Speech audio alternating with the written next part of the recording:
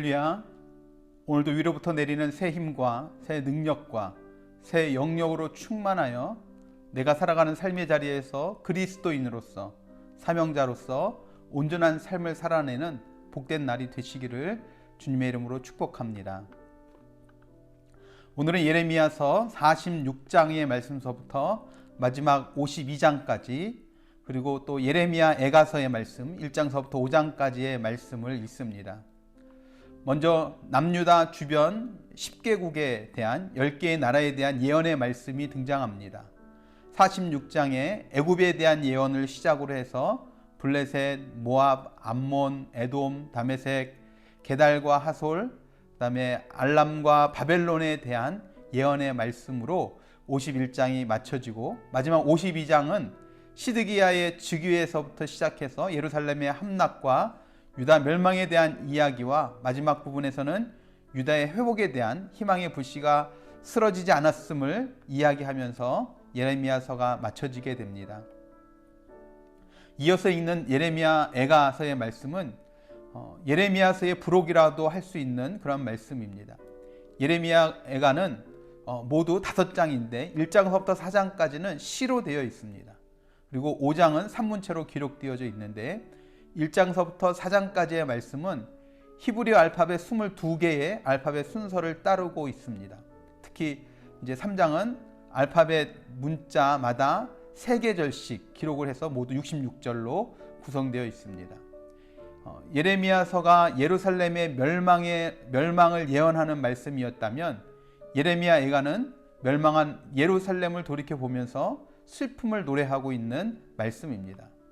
그 중에서 오늘은 예레미야 애가 1장과 2장의 말씀을 통해서 우리가 함께 은혜를 나누겠습니다. 우리가 잘 아는 것처럼 예레미야의 별명이 바로 눈물의 선지자입니다. 아마 이 예레미야 애가를 통해서 얻게 된 별명이 아닌가 싶습니다. 예레미야 애가서의 주요 내용은 바로 예루살렘의 멸망을 슬퍼하는 내용입니다. 그래서 애가의 시작도 슬프다로 시작하고 있는 것을 보게 됩니다. 근데 1장 1절에 슬프다라고 시작되는 이 슬프다라는 히브리어 에카라는 단어인데 장송곡을 부를 때 시작하는 형식적인 단어입니다. 한마디로 예루살렘의 멸망에 대한 장송곡이다라고 이렇게 보면 애가서의 말씀이 맞습니다. 하나님께 사랑을 받아서 신성 불가침 철옹성에서 황폐된 모습을 보이는 이 예루살렘, 이 모습을 보면서 탄식하는 예레미야의 마음을 느끼게 됩니다. 그렇게 남유다의 심판을 이야기하며 하나님께 돌이키기를 원했지만 결국 선포했던 말씀처럼 예루살렘은 멸망당하고 말았습니다. 폐허가 된 예루살렘을 바라보며 옛날의 즐거움을 기억하며 슬퍼합니다. 과거와 현재를 비교하며 탄식하고 있는 겁니다. 1절 말씀에 보면 사람이 많더니 이제 적막하게 됐고 열국 중에 크던 자가 과부가 같이 되었고 공주였던 자가 강제 노동하는 자가 되었다라고 그렇게 말을 합니다. 왜 이런 일들이 일어났습니까? 왜 대적들이 머리가 되고 원수들이 형통케 되는 예루살렘이 황폐케 되는 이러한 일들을 겪었는가 하는 것입니다. 5절에서는 그의 죄가 많음으로 라고 이야기를 합니다. 8절에서는 예루살렘이 크게 범죄하였으므로 라고 또 말을 합니다. 결국 죄의 문제로 예루살렘은 황폐하게 되었다는 겁니다. 죄의 문제를 심각하게 다루지 않으면 여러분 예루살렘과 같은 비천한 신세를 면하기 어렵다 하는 것입니다. 예레미야의 심판의 메시지를 들었어도 깨닫지 못했습니다.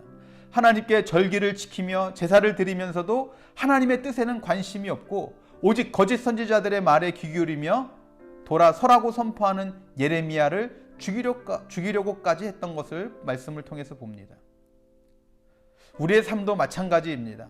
하나님을 잘 섬기는 것 같고 예배도 빠지지 않고 헌금도 헌신도 봉사도 열심히 하지만 하나님의 뜻에 민감하지 못하고 특별히 나의 죄의 문제를 심각하게 다루지 않으면 황폐케 된 예루살렘과 우리는 별반 다를 바 없을 것을 기억하시길 바랍니다.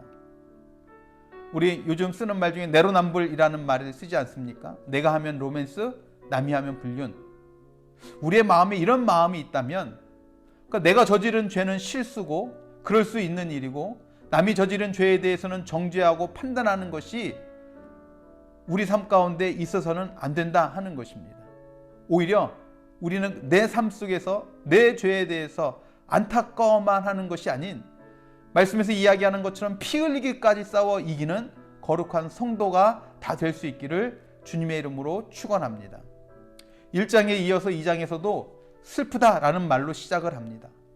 예레미야 애가에서 예루살렘을 표현하는 것 말로 딸로 표현하고 있는 것을 보게 됩니다. 그래서 2장에서는 8번이 등장합니다. 또 진노 혹은 노라는 말이 6번이나 반복해서 나옵니다.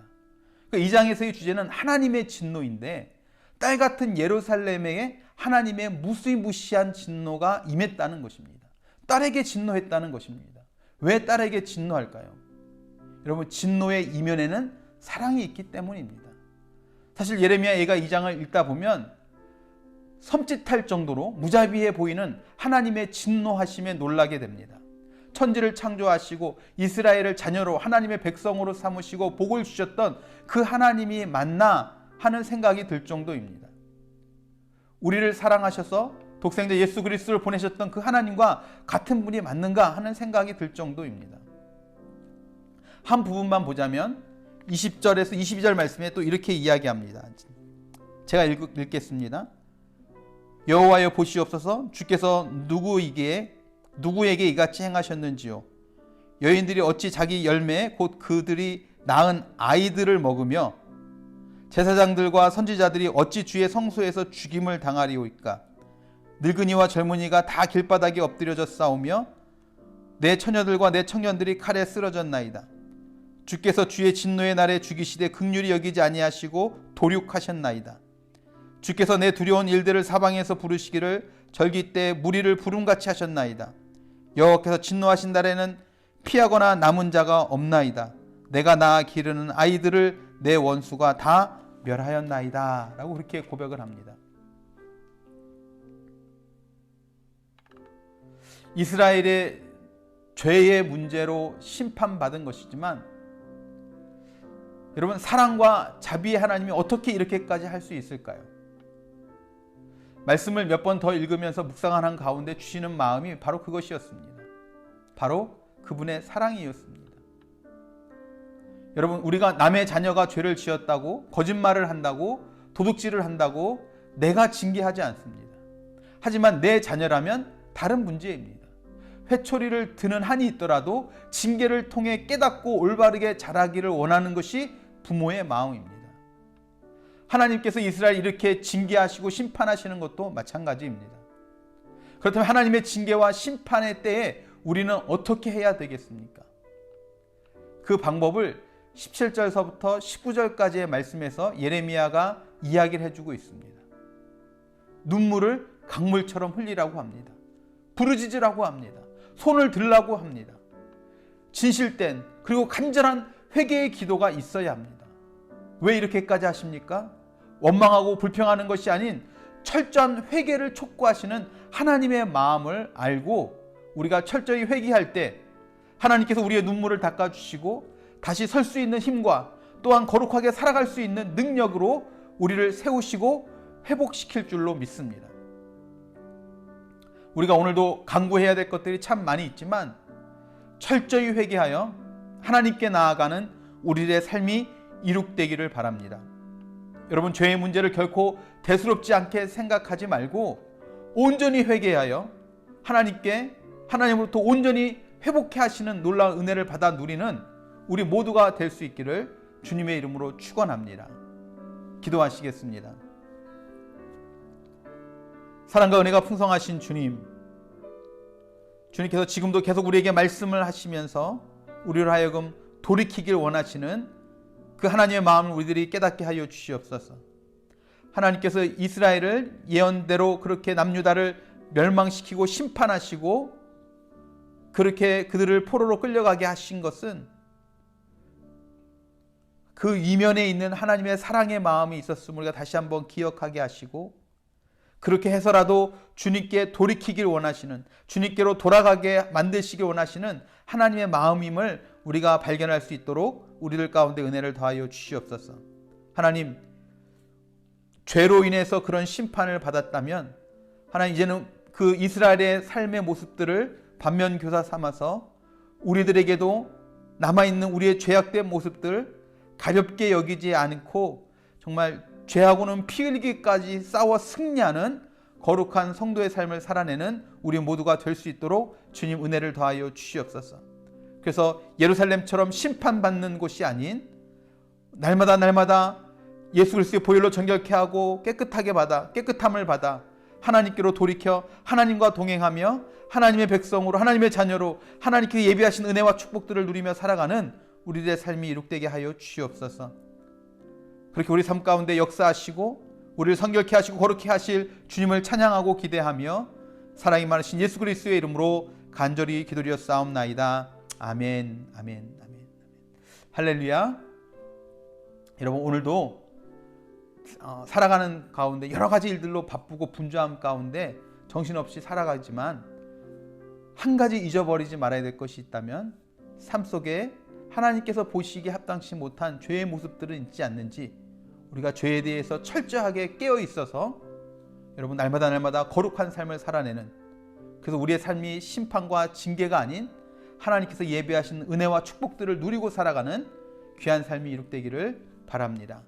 그렇게 살아가실 여러분 한 분 한 분 주님의 이름으로 사랑하고 축복하고 또 감사합니다.